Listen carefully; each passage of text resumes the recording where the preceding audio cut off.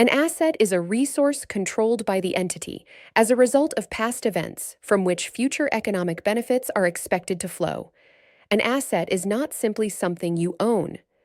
That's why leased assets, receivables, and even some rights qualify as assets.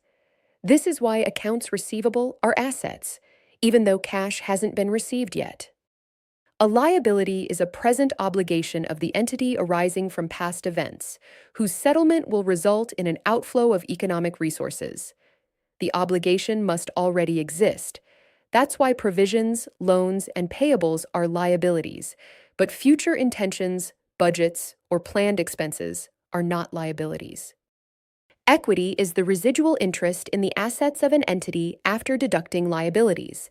In simple terms, creditors get paid first.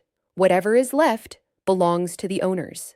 If the company were liquidated today, equity holders would receive whatever remains after all obligations are settled.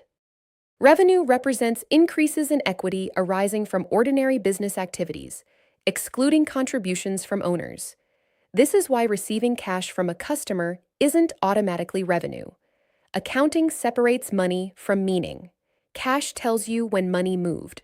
Revenue tells you when value was delivered. An expense represents decreases in equity arising from ordinary business activities, excluding distributions to owners.